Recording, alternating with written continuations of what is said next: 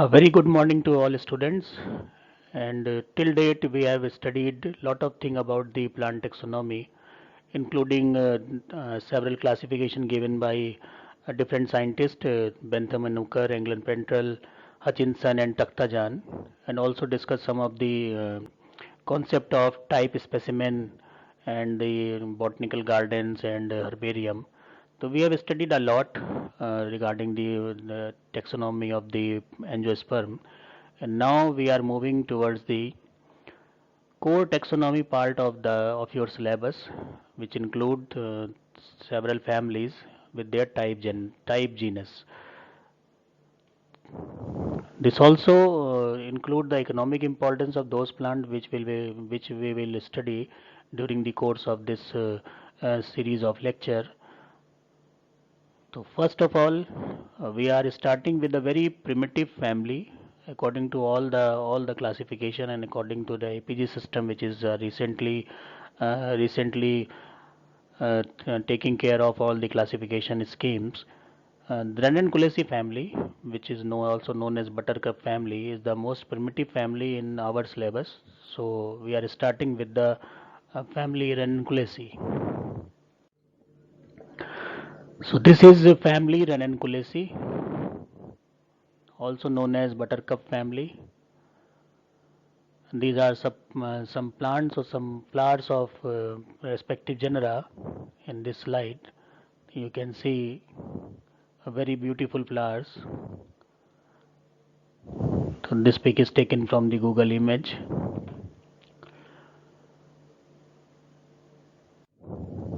So let's start the family. Systemic position of the family.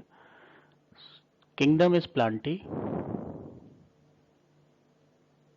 There is no doubt in that the Plantae kingdom belongs to the plant. Clade is Tracheophyta. Tracheophyta means vascular bundles are well developed. Angiosperms, they form flowers. Eudicot, all the character of angiosperms are there. For example, vascular bundle, flower formation, seed. So all these character of eudicots are present in the family Ranunculaceae. The order is Ranunculales, family is Ranunculaceae, and type genus is Ranunculus. So genus name was given by Linnaeus, family name was given by Jussieu, and the order is Ranunculales. So now these days the term clade is coming in place of the other old terminology where we used division, subdivision, class, subclass. Now we can use clade. The clade 1 is tracheophyte, clade 2 is angiosperm, clade 3 is eudicot.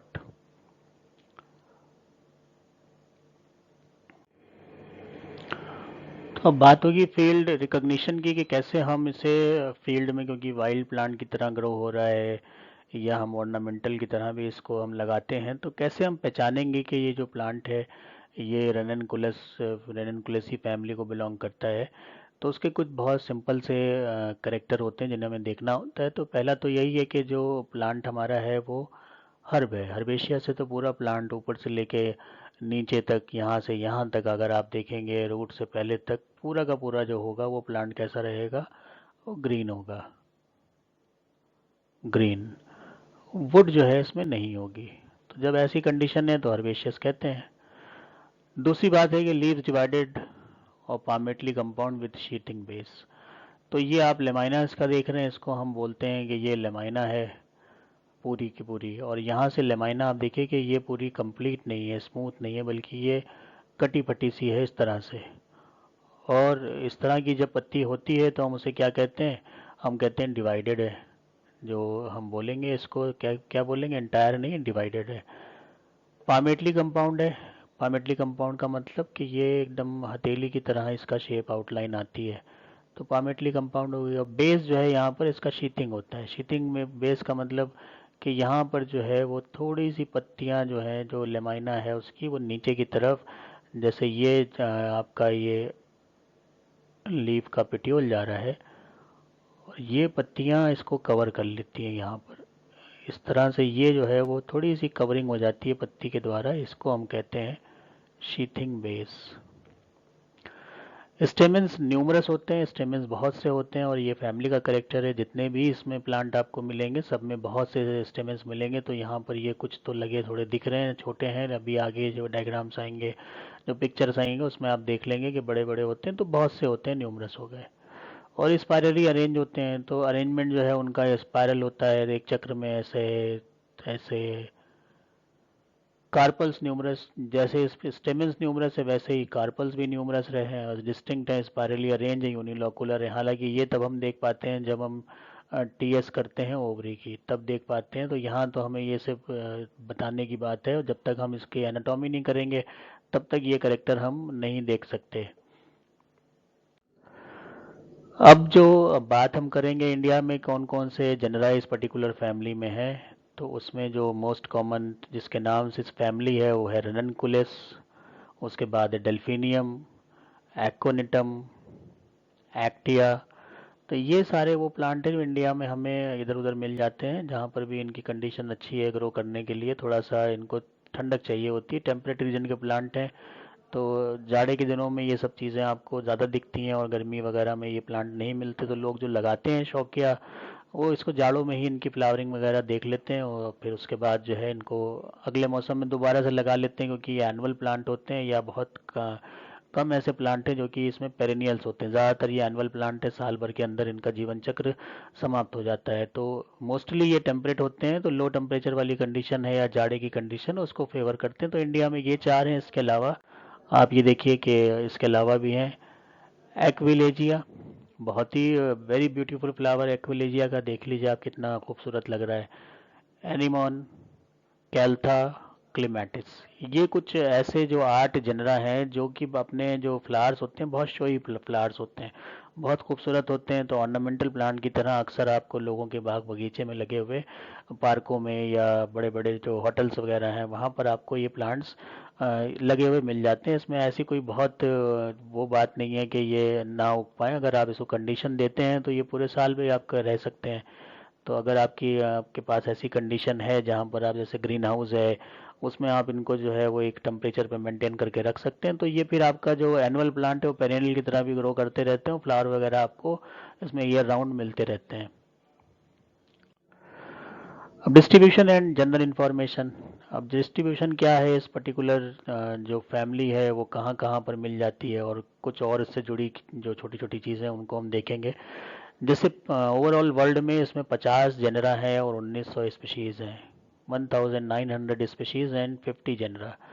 Temperate region, जैसा कि बताया था कि थोड़ा सा temperate जो condition होती है वो इनको पसंद है, तो नॉर्दर्न हेमिस्फेयर में मिल जाते हैं, ईस्टर्न एशिया में मिल जाते हैं, ईस्टर्न नॉर्थ अमेरिका में मिल जाते हैं।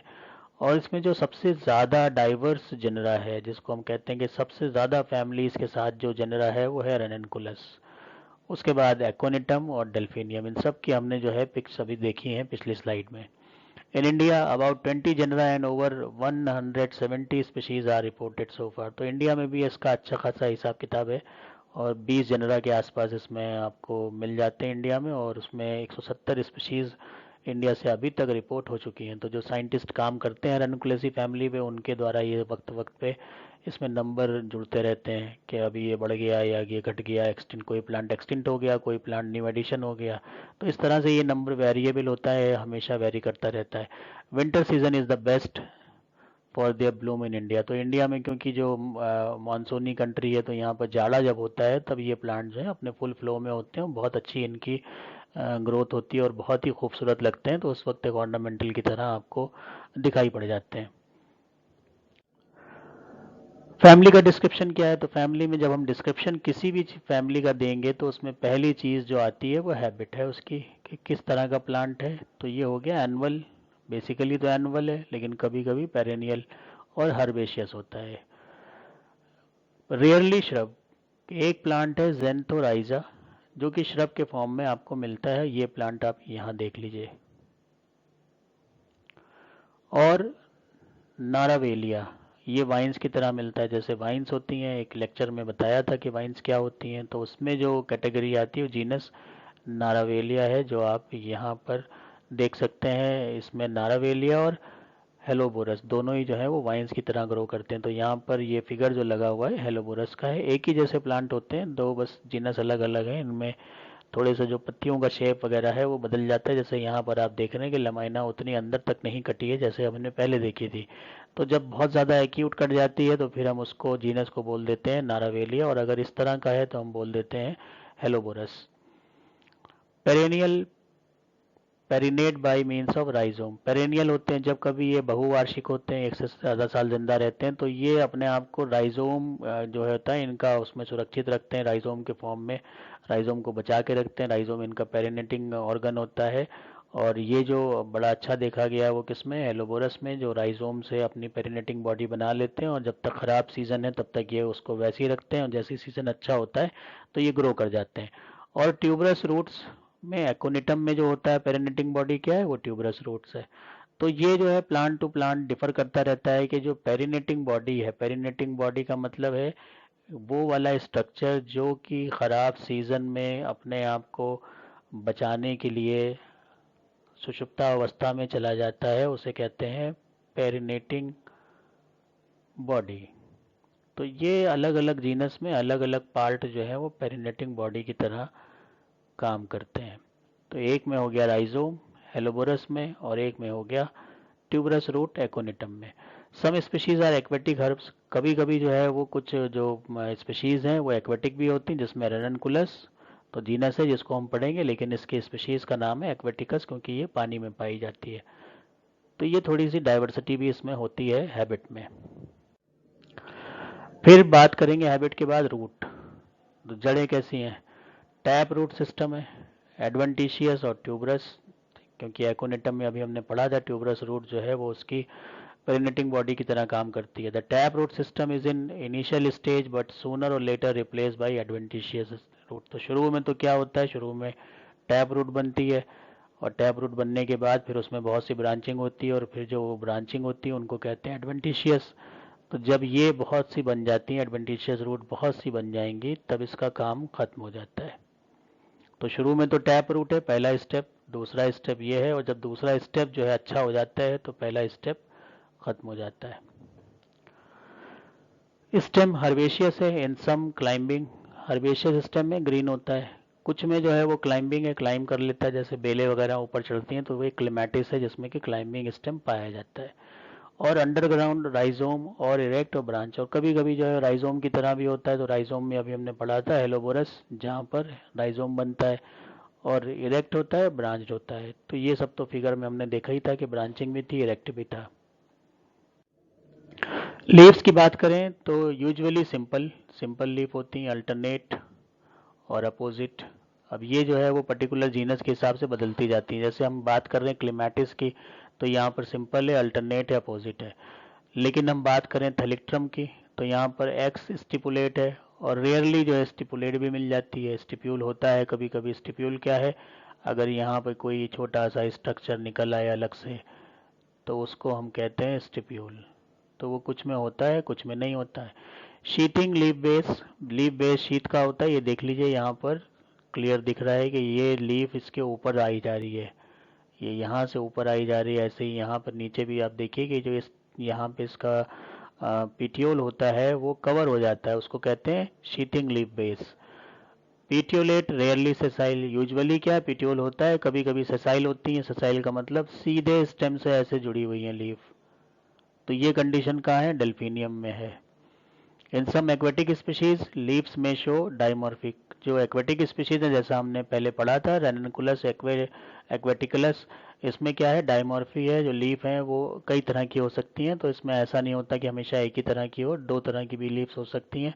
तो इसका मतलब ये नहीं होगा कि ये कोई अलग जीनस है, जीनस वही होगा, स्पीशीज वही होगी, लेकिन उसमें डाइमॉर्फिज्म पत्तियों में पाया जाता है। यूनिकॉस्टेट और मल्टीकॉस्टेट रेटिकुलेट वेनेशन, अब यूनिकॉस्टेट भी हो सकती है। यूनिकॉस्टेट का मतलब पत्ती ये गई और एक कॉस्टा ये बना। मल्टीकॉस्टेट का मतलब पत्ती यहाँ से जा रही है, एक ये बन रहा है, एक ये बन रहा है, एक ये बन रहा है, ये ट्राइकॉस्टेट हो गई। तो इसको हम कहते हैं मल्टी और इसको हम कहते हैं यूनी।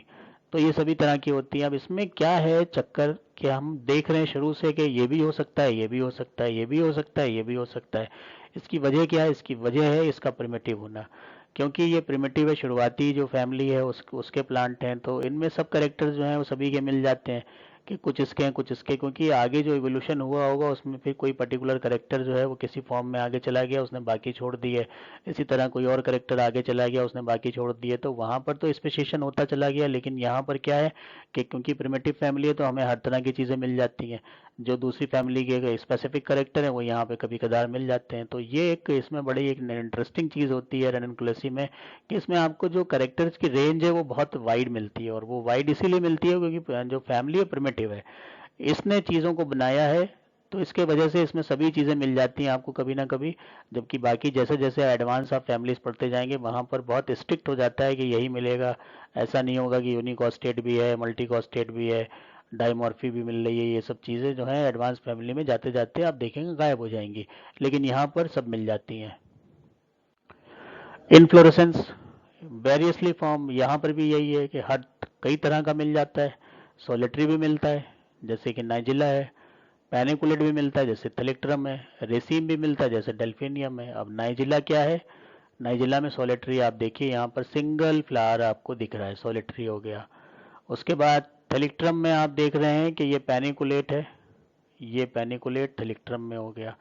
और ये आपका डेल्फिनियम जो है वो पूरा का पूरा आपका पैनिकल बना रहा है, तो ये पैनिकल हो गया। तो इसमें एक टाइप ये हो गई, दूसरी ये हो गई, तीसरी ये हो गई। तो यहाँ पर भी बहुत डाइवर्सिटी मिल गई। कारण क्या है? प्रिमिटिव होना।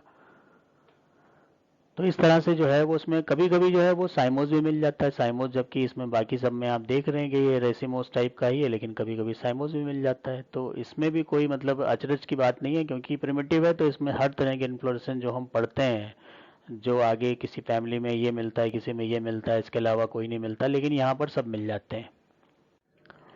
फ्लावर ब्रैक्टिएट होता है क्लिमेटिस में, ब्रैक्ट नहीं होता एनिमोन में। ब्रैक्टियोल होती है डेल्फिनियम में, नहीं होती रेनकुलस में। यूजुअली बाइसेक्सुअल बट यूनिसेक्सुअल, किसमें? थेलिक्ट्रम में। Usually actinomorphic but zygomorphic in Delphinium. And aconitum hypogynous, delphinium aconitum में दोनों में जाइगोमॉर्फिक है। हाइपोगाइनस ये जो करेक्टर है ये आपका एक ऐसा है कि इसमें कोई वैरायटी आपको नहीं मिल रही है। Spurred in Delphinium and Aquilegia. तो हाइपोगाइनस तो होता है लेकिन स्पर्ल टाइप का मिल सकता है किसमें? डेल्फिनियम में और एक्विलेजिया में, कि वहाँ पे आपको दिखता है कि एकदम से जो है वो लगेगा कि फ्लावर जो है वो एकदम किसी एक जगह से बहुत सा अचानक से खिल सा गया है, उसको हम कहते हैं स्पर्ल। जैसे कि हम पाइनस में पढ़ते हैं डॉर्फ शूट, और वहाँ से जो है ये इस तरह से 3 ब्रांचेस अराइज होती दिखती हैं, इसको हम कहते हैं स्पर।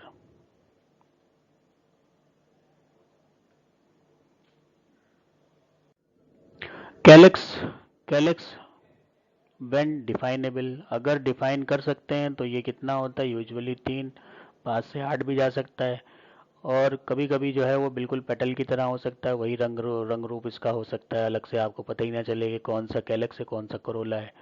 पॉलीसेप्लस और पार्शली गैमोसेप्लस और गैमोसेप्लस तीनों ही है। पॉलीसेप्लस भी है, पार्शली गैमोसेप्लस भी, गैमोसेप्लस भी है। स्पर्ल्ड जैसे कि वही है कि एकदम से लगता है कि खिल सा गया है, उसको कहेंगे स्पर्ल्ड। और नीदर अपेंडेज नॉर स्पर्ल्ड, ये भी हो सकता है, स्पर्ल्ड भी हो सकता है और नहीं भी हो सकता। परसिस्टेंट भी हो सकता है, नहीं भी हो सकता। इम्ब्रिकेट और वेलवेट, तो इसमें भी सब में रेंज है। तो कैलक्स भी जो है वो मल्टीपल टाइप का है, और उसकी अलग अलग गैमो भी हो सकता है, पॉली भी हो सकता है, जुड़े भी हो सकते हैं, फ्यूज भी हो सकते हैं। तो अगर किसी एक प्लांट की बात करेंगे तो वहाँ पे तो वही होगा जो उसमें दिख रहा है, लेकिन अगर हम फैमिली की बात करेंगे तो इसमें बहुत ज़्यादा डाइवर्सिटी आपको देखने को मिलती है। तो ये इसके हो गए कि आपको 5 कैलेक्स दिख रहे हैं, जिसको कि हम क्या कह सकते हैं? सेपल्स कह सकते हैं। कैलेक्स बोलें या फिर हम इसको सेपल्स कह सकते हैं। तो यहाँ एक पर्टिकुलर प्लांट का एग्जाम्पल है, तो रेनकुलस का एग्जाम्पल है, इसलिए आपको यहाँ पे 5 नज़र आ रहे हैं। कोरोला, अब कोरोला भी आप देखिए कि बहुत फिगर में ही आप देख सकते हैं कि यहाँ पर ये 5 दिख रहे हैं, यहाँ पे बहुत से दिख रहे हैं, यहाँ पर भी आपको 5 दिख रहे हैं, लेकिन इसका और इसका जो शेप है वो बिल्कुल फ़र्क है। तो इसमें भी बहुत डाइवर्सिटी है। कोरोला व्हेन डिफाइनेबल 3 से 50 होते हैं, मैनी भी हो सकते हैं, 50 से भी ज़्यादा हो सकते हैं। पॉलीपेटलस कंडीशन नॉर्मली मिलती है, और पार्शली गैमोपेटलस हो सकते हैं या फिर गैमोपेटलस होते हैं, जैसे कि कैलेक्स में थे वैसे कोरोला में भी तीनों कंडीशन आपको मिल रही हैं। इम्ब्रिकेट होते हैं ग्रीन, वाइट, येलो और रेड, तो वेरियसली कलर्ड होते हैं, अलग अलग जो आपने जीनस पढ़े हैं सबके अलग अलग रंग के फ्लावर हैं। किसी किसी एक जीनस में 2-3 रंग के भी फ्लावर मिल जाते हैं अलग अलग स्पीशीज़ में। तो इसमें जो पर्पल भी हैं, ब्लू भी हैं, स्पर्ल्ड भी हैं, कभी कभी स्पर्ल्ड हो जाते हैं और नॉट स्पर्ल्ड नहीं भी होते हैं। तो बहुत इसमें भी वैरायटी है कि इसमें भी जो डाइवर्सिटी है वो बहुत ज़्यादा है हर चीज़ में। तो ये एक इसका फैमिली का फीचर है कि यहाँ कोई भी करेक्टर आप पढ़ेंगे उसमें डाइवर्सिटी आपको बहुत मिलने लगेगी। एंडोशियम की बात करें तो एंडोशियम जो है वो 5 to many फ्री होते हैं, स्पायरली अरेंज होते हैं, ये सब आप देख लीजिए, ये एंडोशियम बने हुए हैं। 5 से लेके कई हो सकते हैं, तो यहाँ पर तो कई एक दिख रहे हैं, 3, 4, 5, 6, 7, 8, 9, 10, ये हो गए आपके इसमें एंडोशियम हो गए। फ्री होते हैं, कहीं से किसी से जुड़े हुए नहीं है, यहाँ से कोई पेटलेटल से नहीं जुड़े हुए हैं, तो पेटल से नहीं जुड़े हैं, सेपल से नहीं जुड़े, तो फ्री हो गए। स्पायरली अरेंज्ड है, स्पायरल अरेंजमेंट होता है इनमें। स्पायरल अरेंजमेंट का मतलब ये एक चक्र में लगे होंगे पूरे स्पायरली। एंथर्स 2 सेल्ड, एंथर्स जो हैं वो 2 सेल के होते हैं, एडनेट होते हैं, एक्सट्रोज होते हैं। तो 2 सेल का मतलब इस तरह से हम बनाते हैं एंथर्स को। एडनेट एक्सट्रोज होते हैं, एडनेट होते हैं बेस से जुड़े होते हैं और अंदर बाहर की तरफ खुलते हैं। ये एक्सट्रोज का मतलब जो इनकी ओपनिंग है वो फ्लावर से बाहर की तरफ होती है। डेhiscence लॉन्गिट्यूडनल होता है। समटाइम्स स्टेमिनोड आर प्रेजेंट, कभी कभी स्टेमिनोड मिल जाते हैं। स्टेमिनोड का मतलब होता है स्टेराइल स्टेमेंस। कभी कभी जब बहुत से हैं तो उसमें कुछ जो है स्टेराइल होते हैं, उनको हम बोलते हैं स्टेमिनोड। सम आउटर स्टेमेंस में be converted into honey leaves. Helleborus में ऐसा होता है कि जो बाहर के जो स्टेमेंस होते हैं, बाहरी जो चक्र होता है उसके स्टेमेंस एक हनी लीव्स में कन्वर्ट हो जाते हैं। तो ये भी एक करेक्टरिस्टिक फीचर है, लेकिन किसका? हेलोबोरस में। तो कभी सवाल आए कि stamens converted into honey leaves, तो आंसर होगा हेलोबोरस। फ्रॉम 80 to 150 स्टेमेंस इन कैल्था, और जो नंबर है वो बहुत ज़्यादा हो सकता है, जैसे कैल्था में है 80 से 150 तक। ब्राइट कलर होते हैं, थैलिक्ट्रम में बहुत ब्राइटली कलर्ड होते हैं। पॉलन ग्रेन्स कैसे होते हैं? अपर्चुरेट, अपर्चर पाया जाता है यूजुअली, और कभी कभी अपर्चर नहीं पाया जाता। तो ये भी दोनों कंडीशन, तो कोई भी कंडीशन फिक्स नहीं है। जब से हम ये इसको पढ़ रहे हैं, आप सुन रहे हैं, इसको देख रहे हैं, तो जो कंडीशन है वो फिक्स नहीं है। ये भी हो सकता है, वो भी हो सकता है, ये हमें ध्यान में रखना है कि रेननकुलेसी जब हम लिखें फैमिली, तो हमें एकदम फिक्सेशन नहीं कर सकते करेक्टर्स का। गायनोशियम भी यूजुअली क्या है? न्यूमरस है। Pistil when another, the pistil when other than apocarpous. Apocarpous का मतलब कार्पल फ्री होते हैं। सिनकार्पस होता तो क्या होता? कार्पल ज्वाइंट होते हैं। 1 सेल्ड और 3 to 5 सेल्ड। गायनोशियम मोनोमेरस, एपोकार्पस और सिनकार्पस। तो ये भी यहाँ पर एपोकार्पस कंडीशन यूजुअल है, कभी कभी सिनकार्पस भी मिल जाते हैं। 1 कार्पल का बना भी हो सकता है, जैसे एकेटिया में है।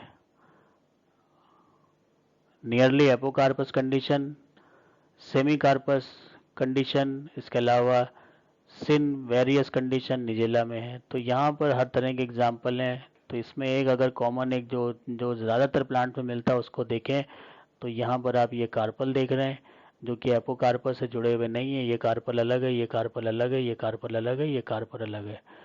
स्टेमेंस आप ये पीछे देख रहे हैं, ये सब स्टेमेंस लगे हुए हैं जो ये पीछे दिख रहे हैं। और पिस्टिल जो है वो ये वाला पार्ट होता है जो कि सेपल की तरह होता है। पिस्टिल लाइक सेपल, जो सेपल है नीचे का वो क्या बन जाता है? लगता है कि पिस्टिल जा रहा है, फीमेल का ही पार्ट लगने लगता है, क्योंकि जो ओवरी है वो कैसी होती है? हाइपोगैनस होती है। स्टाइल व्हेन सिनकार्पस, जब कभी स्टाइल सिनकार्पस होती है तो 3 से 5 में बढ़ जाती है, एपिकल होती है। Stigma dry type, stigma dry होता है, पेपिलेट होता है, और कभी कभी नॉन पेपिलेट भी होता है। तो यहाँ भी डाइवर्सिटी है।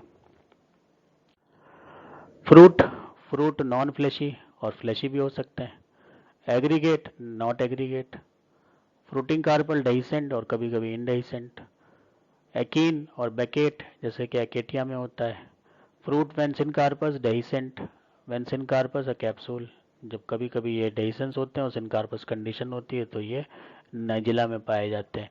तो ये आपके यहाँ पर ये डिफरेंट टाइप के जो फ्रूट्स के फॉर्मेशन होते हैं अलग अलग जीनस में वो यहाँ पर दिखाई पड़ रहे हैं।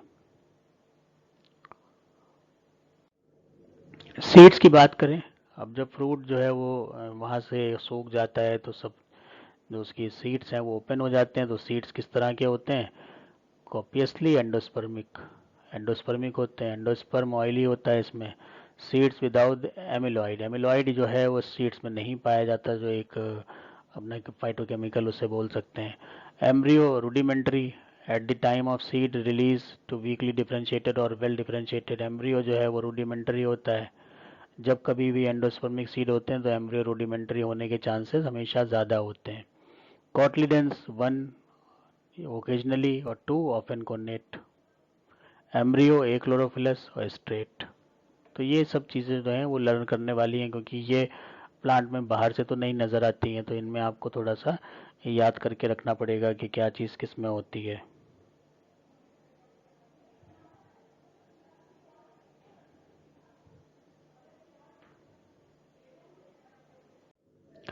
अब बात करें पॉलिनेशन की तो ये बड़ा इंटरेस्टिंग होता है। इसमें एंटमोफिलस टाइप का होता है जिसमें कि आप देख रहे हैं कि जो पॉलिन है वो कीड़ों की मदद से, इस तरह के इंसेक्ट की मदद से जो है वो एक जगह से दूसरी जगह पर पहुंचाए जाते हैं। हवा से हो सकता है एनिमोफिलस में, लेकिन किस में, थैलेक्ट्रम में। तो यहाँ पर भी पहला तो मतलब यूजुअली ये है, लेकिन कभी कभी ये भी मिल जाता है।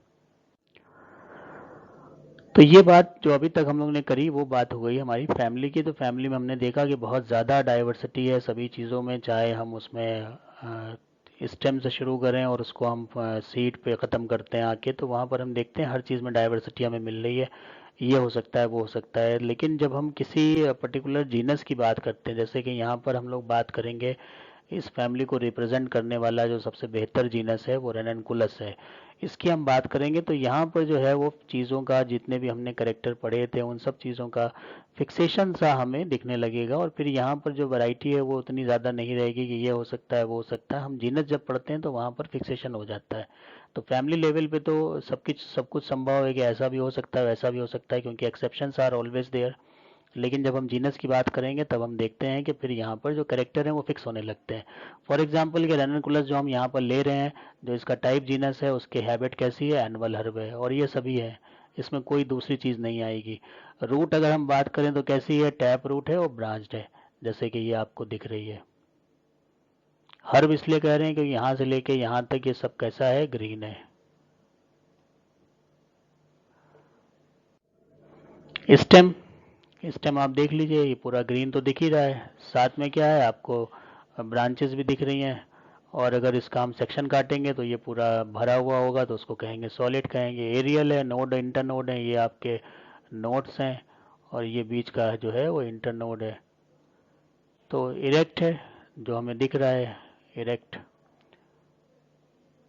रिड्यूस्ड इन अर्ली स्टेजेस, छोटा ही रहता है, और हर्बेशियस है, पूरा ग्रीन है, ग्रीन दिख ही रहा है। ग्लैब्रस है, थोड़ा इसको छुएंगे तो आपको लगेगा कि आप कुछ थोड़ा सा जैसे कि मखमल टाइप की चीज़ छू रहे हैं, तो ग्लैब्रस हो गया। सॉलिड है, सेक्शन काटेंगे तो सेलुलर पूरा अंदर सेल्स भरी होंगी। ब्रांच है, जो ब्रांचेस हमें दिख रही हैं, ये ब्रांच है, ये ब्रांच है, ये ब्रांच है। एरियल हवा में तो है ही है। नोड्स हैं, इंटर नोड्स हैं, नोड्स हैं और इंटर नोड्स हैं। तो ये बात हो गई स्टेम की। अब लीफ की बात करें तो सिंपल है, पीटियोलेट, रेडिकल विद लॉन्ग पीटियोल्स। तो ये देखिए लंबे लंबे पीटियोल्स आपको दिख रहे हैं।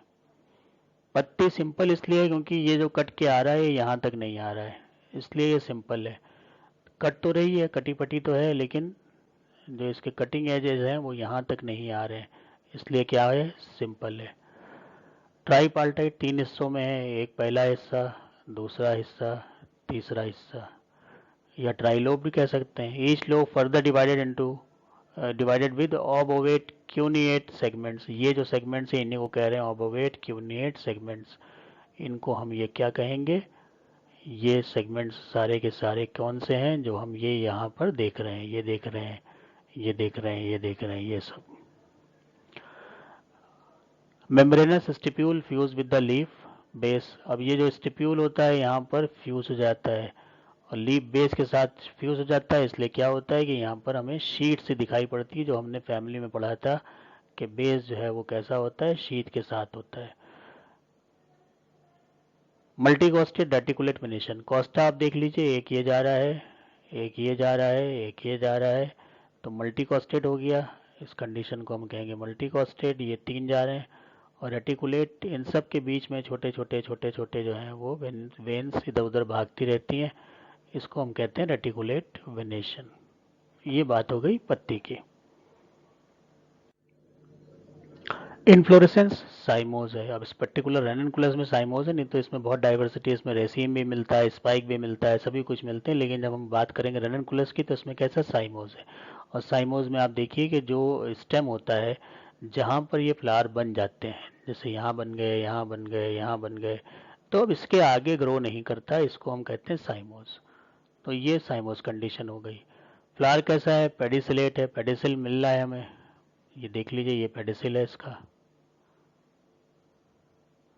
ब्रैक्टिएट, इसको करीब से देखेंगे तो यहाँ पर आप देख रहे हैं कि ये रचनाएं दिख रही हैं आपको छोटी छोटी, इनको ब्रैक्ट कहते हैं। हर्माफ्रोडाइट, क्योंकि इसमें मेल फीमेल दोनों होते हैं। कंप्लीट होता है, एक्टिनोमॉर्फिक होता है, येलो होता है और हाइपोगाइनस होता है। येलो आपको ये दिख ही रहा है, और हाइपोगाइनस कंडीशन ओवरी की कंडीशन को देख के हम बताते हैं। कंप्लीट इसलिए है क्योंकि सारे चारों वर्ड लिस्ट में मौजूद हैं। तो उसमें जो पहले दो हैं कैलेक्स और करोला, सबसे आउटर हो गया कैलेक्स, कितने हैं, 5 हैं। पॉलीसेप्लस कंडीशन है, पेटलॉइड है, पेटल की तरह ही बन जाते हैं, क्विंकुंशियल एस्टिवेशन है। और बड जब बनती है तो बड में ये इम्ब्रिकेट होता है, तो जब बड हम देखेंगे तो उसमें तो इम्ब्रिकेट दिखेगा, लेकिन मेच्योर हम फ्लावर देखेंगे तो क्विंकुंशियल दिखेगा। तो यहाँ पर ये सपल्स की बात हो गई, ये पहला दिख रहा है, दूसरा दिख रहा है, तीसरा दिख रहा है, चौथा दिख रहा है और पांचवा पीछे कहीं होगा। कोरोला भी कितने हैं, 5 हैं। पॉलीपेटलस हैं, फ्री हैं, येलो हैं, ऑबलोंग हैं, पॉकेट शेप्ड हैं, इस तरह के, ये जैसे जेब शर्ट में लगी होती है उस तरह के, तो इनको कहते हैं pocket shaped. Nectary present at the base, base में जो है वो नेक्टरीज पाई जाती हैं। अगर हम इसको एक को यहाँ से ऐसे निकाल लें तो यहाँ पर जो है वो हमें नेक्टरीज मिल जाएंगी। इम्ब्रिकेट एस्टिवेशन होता है। एंडोशियम गाइनोशियम की बात करें तो एंडोशियम कैसा है, इंडेफिनेट है, बहुत से होते हैं, तो यहाँ पर आपको ये सब दिख ही रहे हैं, गिनती इनकी कोई ऐसी फिक्स नहीं होती है। स्टेमेंस अरेंज स्पाइरली अरेंज होते हैं, पॉलीएंड्रस होते हैं, आपस में फ्यूजन नहीं होता, सब अलग अलग होते हैं, फिलामेंट लॉन्ग होते हैं, एंथर्स एक्सट्रोज होते हैं, बाहर की तरफ खुलते हैं, इलोंगेटेड होते हैं, येलो और बेसिफिक्स्ड होते हैं। तो ये सारे करेक्टर हो गए जो आपको ये वाला पोर्शन दिख रहा है यहाँ पर। गाइनोशियम इसके सेंटर में दिखता है यहाँ पर, ये गाइनोशियम वाला पार्ट हो गया। कैसा है, इंडेफिनेट है, पॉलीकार्पुलरी है, एपोकार्पस है, ओवरी सुपीरियर है, यूनिलोकुलर है और बेसल प्लेसेंटेशन है। तो ये जब हम टीएस करते हैं तब हमें पता चलता है, ऐसे हम देख के नहीं बता सकते। फ्रूट में देखिए, फ्रूट में इसमें एनिटेरियो ऑफ सिंगल सीडेड एकीन, फ्रूट जो होता है उसमें ये करेक्टरिस्टिक है इसका, एनिटेरियो ऑफ सिंगल सीडेड एकीन। तो यहाँ पर ये इटैरियो बनता है, इटैरियो का मतलब कि सब में एक एक अपना सीड होता है, तो जैसे जितने आप निकल गए सीड्स, कुछ हवा में उड़ गए, कुछ लगे हुए हैं।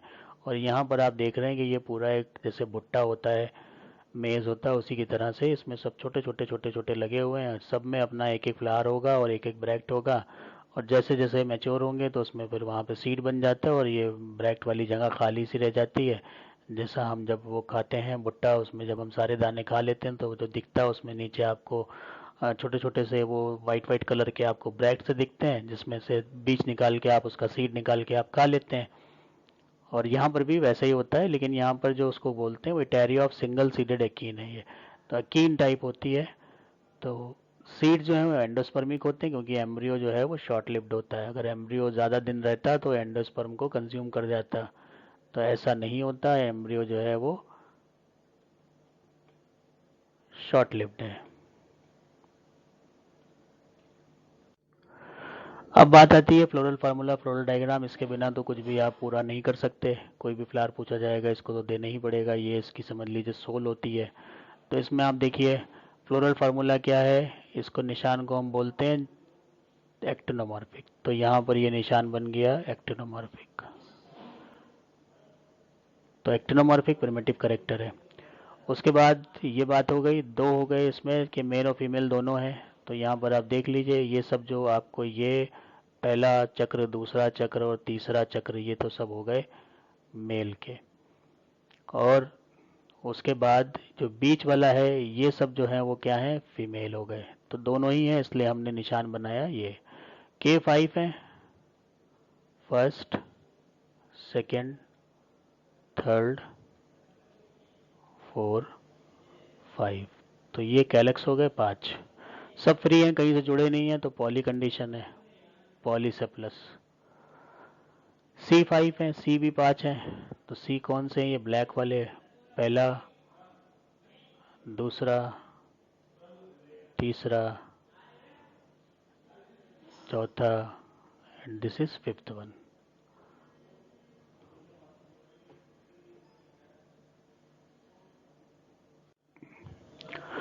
तो इस तरह से जो है वो आप देख सकते हैं कि K5 हो गया, C5 हो गया। A इनफाइनाइट है क्योंकि आप देख रहे हैं कि बहुत से यहाँ पर हैं, 3 चक्र में बने हुए हैं, तो A इनफाइनाइट हो गया। G भी इनफाइनाइट है।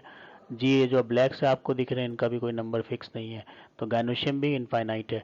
साथ में ये आपको ये ब्रैक्ट दिख रहा है। और यहाँ पर जो ये निशान है, क्योंकि यहाँ पर नेक्टरीज बन जाती हैं, तो वो नेक्टरीज का निशान यहाँ पर आ जाता है जो इसके बेस पर बनती है यहाँ कहीं।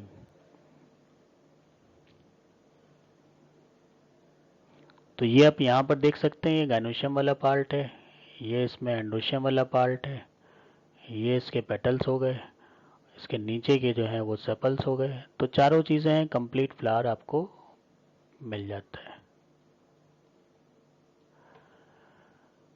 तो फ्लोरल फार्मूला, फ्लोरल डायग्राम इस तरह से हम बना लेते हैं। अब हमें हमेशा ये ध्यान रखना है कि जो चीज़ यहाँ लिखी हो वही चीज़ यहाँ पर हमें ड्रॉ करना है। दोनों में कंट्राडिक्शन कभी नहीं होना चाहिए। उसके बाद अगर हम देखते हैं कि जो हमें प्रैक्टिकल फाइल में बनाना पड़ता है या एग्ज़ाम में जब आता है तो हमें जो चीज़ें बनानी पड़ती हैं उनमें आप देख लीजिए। पहला तो आप इसमें जो हैबिट है वो बनाएंगे।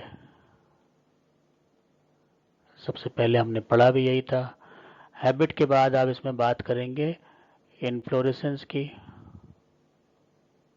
जो कि यहाँ पे आपको ये दिख रहा है इनफ्लोरेसेंस किस तरह का है ये और ये इनफ्लोरेसेंस हो गया। फिर उसकी एलएस बनती है फ्लावर की, ताकि हम गाइनोशियम वगैरह को देख सकें। इसका फिगर मैंने आपको प्रेजेंटेशन में दिखाया था, जहाँ पर हमने देखे थे कि जो कार्पल्स हैं वो फ्री हैं। तो उसके बाद ये डायग्राम बनेगा। तो पहला डायग्राम हो गया, ये फर्स्ट हो गया। फिर आपका ये दूसरा जो है इनफ्लोरेसेंस उसमें दिखा देते हैं। ज़्यादातर यही करते हैं कि जो प्लांट बनाते हैं उसी में इनफ्लोरेसेंस भी दिखा देते हैं, अलग से नहीं दिखाते। तो ये दूसरा हो गया, उसके बाद ये तीसरा हो गया। फिर जो है वो चौथा एक सिंगल फ्लावर का बनाएंगे, जैसे कि यहाँ पर आप देख रहे हैं कि ये सिंगल फ्लावर बन रहा है, इसको बना दिया। उसके बाद फिर आप देखते हैं कि हमें क्या करना है, हमें उसमें जो स्टेमेंस हैं उनको बनाना है कि जो सीक्वेंस है वो ना बिगाड़े हम। तो यहाँ तो हमें ये सेपल्स दिख रहे हैं, ये पेटल्स दिख रहे हैं, ये तो सेपल्स दिख रहे हैं, ये पेटल्स दिख रहे हैं, ये इसका जो है वो हमें पेडिसल दिख रहा है। इसके बाद हम देखते हैं कि जो पेटल्स हैं वो हमने बना दिए। उसके बाद सेपल्स हैं वो हमने यहाँ पर, ये नेक्टरीज है जिसके बारे में मैं बात कर रहा था, वो कहाँ पर होती है, पेटल के बेस पे होती है, जिसको हम इस तरह से दिखा रहे थे, यहाँ पर ये दिखा रहे हैं। अकीन किस तरह का होता है, तो अकीन जो बनता है टेरियो ऑफ अकीन, ये बना दिया हमने। सिंगल कार्पल निकाल के एक उसको माइक्रोस्कोप पे देख के उसको बना देते हैं। ये स्टेमेंस के जो स्ट्रक्चर हैं वो हो गया, एडेनेट हो गया, यहाँ से जुड़ा हुआ है, दो इसके आपको दो ठीका दिख रहे हैं, देखिए एक ये, और यहीं से इसका ये आपको फिलामेंट दिख रहा है। इनको बना दिया और उसके बाद हमने लास्ट में फ्लोरल डायग्राम बना देते हैं, जहाँ पर मदर एक्सिस को हम जाइगोमॉर्फिक या एक्टिनोमॉर्फिक के हिसाब से बनाते हैं, और फिर यहाँ पर ये ब्रैक्ट बना देंगे क्योंकि ये ब्रैक्टिएट है। तो इस तरह से जो है वो आपको पूरा एक्सप्लेनेशन देना होता है जब हम किसी फैमिली की बात करते हैं।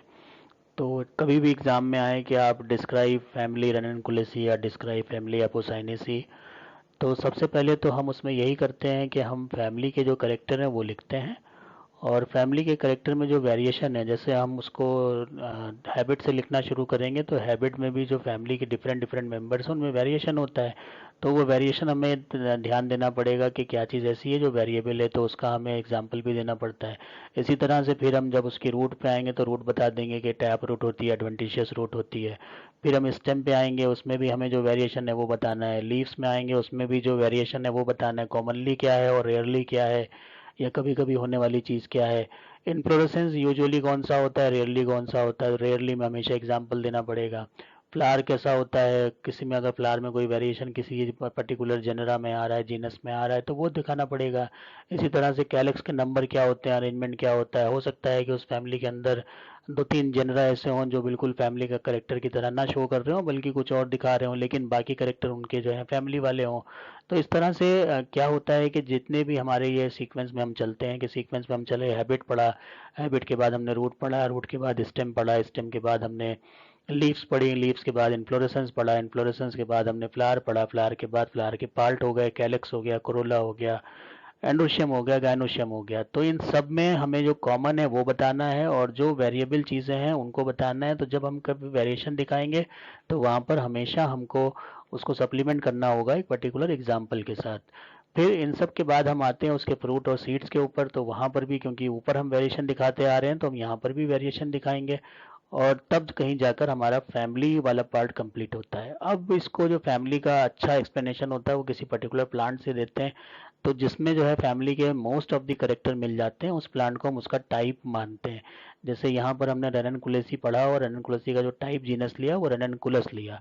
तो रननकुलस में क्योंकि जो फैमिली के जो स्टेबल करेक्टर हैं वो ज़्यादा मिलते हैं, तो उसको हम लेके चलेंगे। जहाँ पर वेरिएशन ज़्यादा होता है उसको हम टाइप नहीं मान के नहीं चलते कि ये अपनी फैमिली का टाइप जीनस है, वहाँ पर हम उसको टाइप नहीं बोलेंगे, बल्कि हम वैसा प्लांट लेंगे जिसमें ज़्यादातर करेक्टर उस फैमिली के आते हों।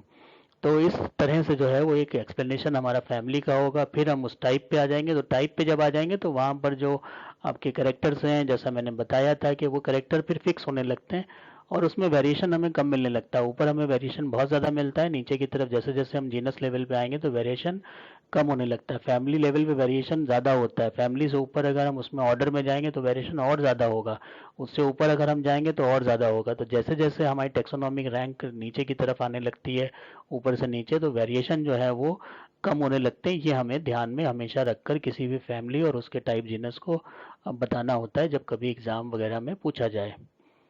तो इस तरह से ये पहला जो आपका है इसमें रननकुलस वो हम लोग ने कंप्लीट कर लिया। और साथ ही साथ इसके इकोनॉमिक इम्पोर्टेंस भी होते हैं बहुत। तो उसमें एक जो इकोनॉमिक इम्पोर्टेंट है वो ये है इसकी मेडिसिनल प्रॉपर्टी। तो ये SBL होम्योपैथिक कंपनी है जो कि इसी के नाम से है, पूरा जो जीनस स्पीशीज़ है रननकुलस, रननकुलस स्किलरेटस, इसी के नाम से पूरा एक दवाई बनाती है। और ये दवाई जो है वो बहुत सी बीमारियों में अलग अलग डोज में या अलग अलग कॉम्बिनेशन में दी जाती है, और बहुत इफ़ेक्टिव दवाई ये मानी भी जाती है। तो इसका मेडिसिनल इम्पोर्टेंस भी बहुत ज़्यादा है। तो ये इसके इकोनॉमिक इम्पोर्टेंस में आप डाल सकते हैं। तो ऑर्नामेंटल है, दूसरा क्या है, मेडिसिनल है, और होम्योपैथी, साथ में आयुर्वेदी और यूनानी, इन तीनों पैथी में इस पर्टिकुलर प्लांट का लोगों ने अच्छा इस्तेमाल किया और बहुत इफ़ेक्टिव दवाएं जो हैं वो आपको आज की तारीख में मिल जाती हैं। तो इसी के साथ में आज का ये फैमिली और इसके जीनस के बारे में इंफॉर्मेशन ख़त्म होती है। अब आपको जो सवाल इससे रिलेटेड है वो मुझे पूछ लीजिए। Thank you.